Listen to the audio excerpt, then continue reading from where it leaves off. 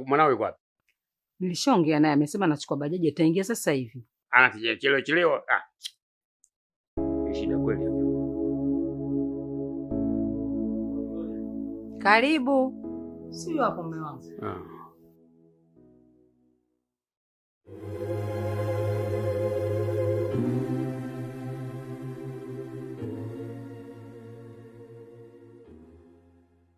Tupo Katoro Geita. Shikamoo. Marahaba.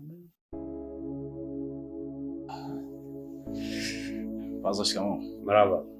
Shikamoo mama. Marahaba mwanangu. Kwanza samahani, naomba mniwie radhi. Nimechelewa kidogo, nilipata changamoto usafiri hapo. Lakini pia nafurahi sana kuwaona mko salama.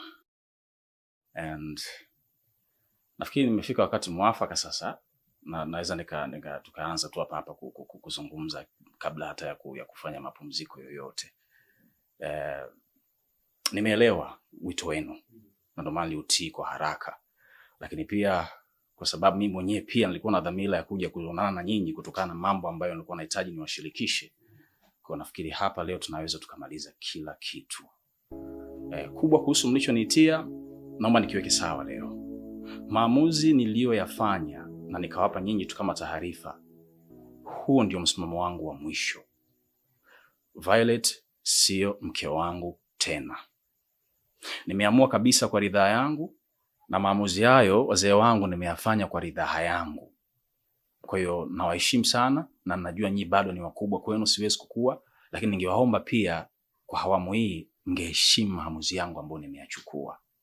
Nilijaribu sana kwa kadri ya uwezo wangu kuona kwamba ninaweza kudumu na kuendelea kuishi na alikuwa mke wangu. Na hata nyinyi mara kadhaa mlishiriki katika kutatua migogoro ambayo ilikuwa inatusumbua.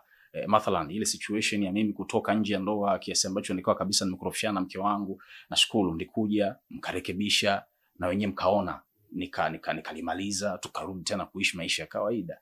Lakini baada ya pale kuna vitu vingi sana vimetokea ambavyo kwa hekima tu ya kawaida nisingependa niviseme vyote. Lakini kama ningezungumza baba, kukwambia ukweli, wewe ni mwanaume, asili zetu zinafanana, sidhani kama ungeweza kuvumilia kirahisi. Kwa hata mimi kiupande wangu kwa aliyotokea nikaona hapana, nisiwe mnafiki, nisijitese na kumtesa pia mtoto wa watu. Ni bora tuachane kabisa ili kila mtu arudi katika maisha yake ya uhuru. Kwa nikaamua kwa akili yangu timamu, nikaitoa talaka na kila ambacho kilikuwa kinanihusu nikakikabidhi na kwa kuiacha. Kwa nimeamua kuanza maisha yangu upya. Kwa hiyo Violet ambaye ni huyu amekuja hapa, sijui mlimuita sijui kuna nini, si mke wangu tena, na hakutokuwa na namna nyingine yoyote ya kuturudisha pamoja. Lakini pia leo ndio maana ngasema nije na kitu kingine ambacho kitaleta heshima kwangu, na ningeomba mnipokee pia kijana wenu. Ni huyu binti ambaye nimekuja naye hapa. Huyu anaitwa Matilda. Na huyu ndio yule mwanamke ambaye kipindi kile mlivyokuja kulikuwa na migogoro kwenye ndoa yangu, mkasema niachane naye kwa ajili ya kuinusuru ndoa. Ndio huyu. Nilimwacha kweli, lakini sasa hivi ndo nimeamua sasa kuona nirudiane naye, na ndio mwanamke ambaye nataji kumuoa. Kwa nilikuwa naomba sana wazazi wangu, kama ambavyo mmenipokea mwanzo, na waomba pia mnipokee sasa. Na yule mtoto ambaye amembeba pale, ile ni damu yangu. Ni mwanangu kabisa, anaitwa Prince. Ndio ule ujauzito ambao alikuwa nao nilimwacha, lakini nashukuru ujauzito pia aliulinda, tumepata mtoto. Kwa nilikuwa naomba sana, kama kuna sehemu nitakuwa nimekosea mniwie radhi, lakini hayo ndio maamuzi yangu kwa sasa. Huyu ndio anaenda kuwa mke wangu kuanzia muda mfupi ujao. Kwa hiyo mama, yule ni mjukuu wetu, naomba umpokee. Lakini pia Faza, ile ni damu yetu kabisa, naomba umpokee.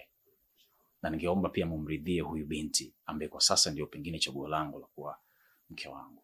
Hebu mlete kwanza nimuone.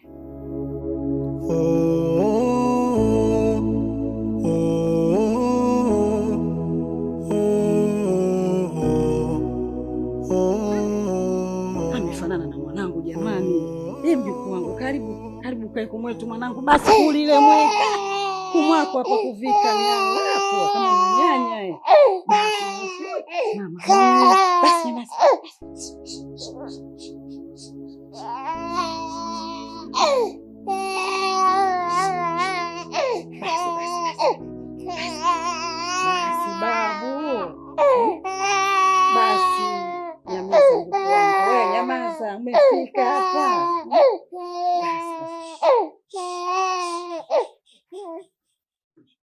Karibu mwanangu.